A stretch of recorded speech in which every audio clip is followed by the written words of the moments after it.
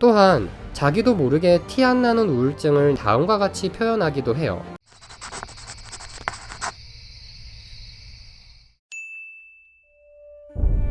우리는 흔히 20대가 지나고 30대가 지나면서 나이가 들면 인내심이 생기고 지혜가 생기고 멘탈이 강해져 우울증을 비롯한 정신질환에 잘 걸리지 않을 것이라고 믿는 경우가 많아요.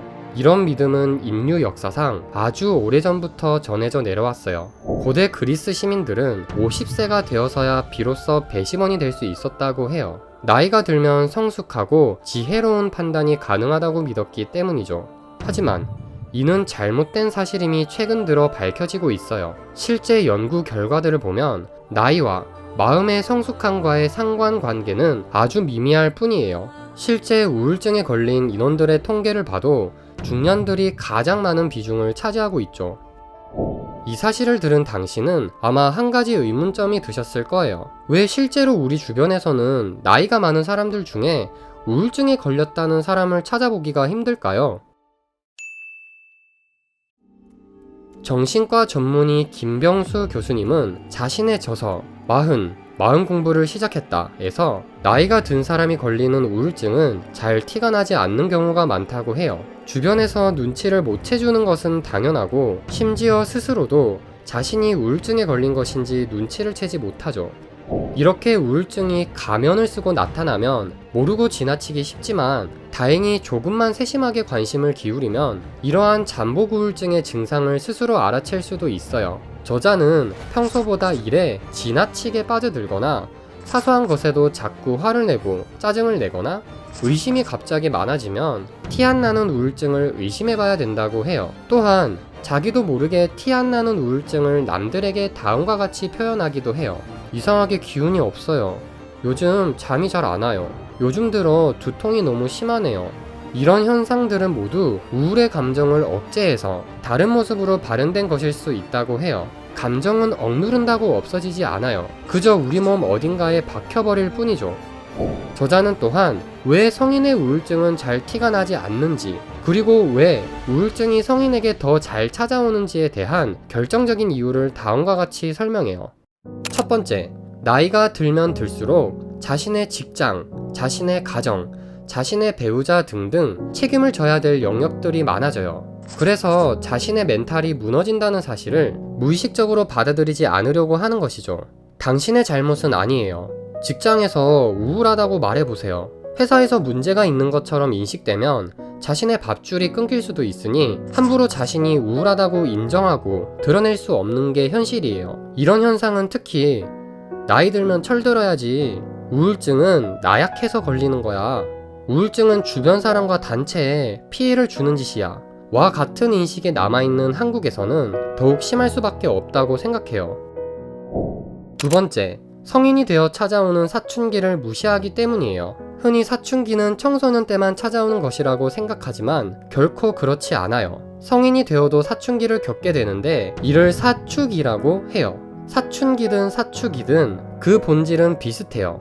나는 누구인가? 앞으로 어떻게 해야 할까? 에 대한 고민이 깊어지고 혼란이 생기면서 시작되니까요. 이런 혼란을 외면하고 방치하면 티나지 않는 우울증으로 이어질 수가 있어요. 세 번째, 똑같은 일상을 반복하면서 도파민의 분출이 줄어들기 때문이에요. 도파민이란 우리에게 즐거움과 쾌감을 느끼게 해주는 뇌의 신경 전달 물질이에요.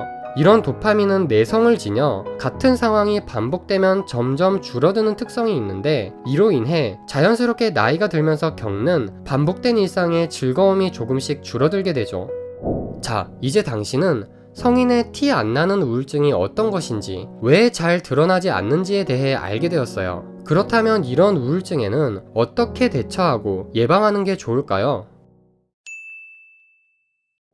우울증은 암과 같이 초기에 발견하거나 미리 예방하는 게 매우 중요해요. 우울증은 단지 마음의 변화뿐 아니라 뇌의 신경회로가 물리적으로 변화하기 때문이에요. 그러니 지금부터 정리한 해결법들을 꼭 유심히 살펴두세요. 첫 번째, 저자는 실제 우울증을 회복하는 가장 좋은 방법을 어떤 행동이든 좋으니 적은 의욕만으로도 할 수 있는 사소한 행동을 일단 실행해 보는 것이라고 말해요. 예를 들어 하루 종일 아무것도 하기가 힘들다면 일단 아침에 일정한 시간에 일어나 보기라도 하는 것, 햇볕을 쬐며 밖으로 나가 산책하는 것도 도저히 못하겠다면 그냥 창가에 앉아서라도 햇볕을 쬐어보는 시간을 가져보는 거예요. 사실 긍정적인 마음가짐만으로 우울을 치료하기는 힘든 게 사실이에요. 또한 항우울제는 증상을 완화시킬 순 있지만 근본적인 해결책이 되어줄 순 없죠. 하지만 행동은 우울로 변이된 뇌의 신경회로를 회복시켜줘요. 특히 운동은 우울증에 가장 좋은 방법이라고 저자는 말해요.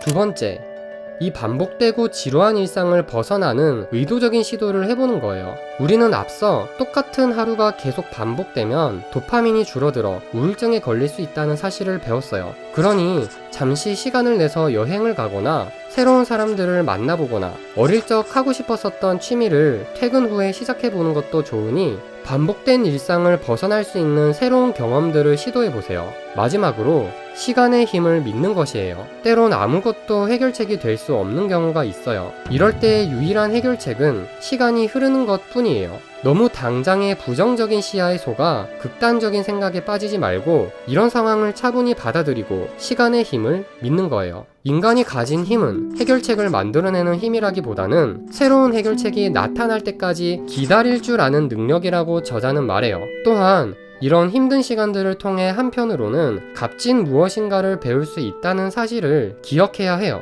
역경을 통해 아무것도 배우지 못했다면 그 역경은 형벌일 뿐이지만 무엇인가를 배웠다면 그 역경은 수업료일 뿐이죠.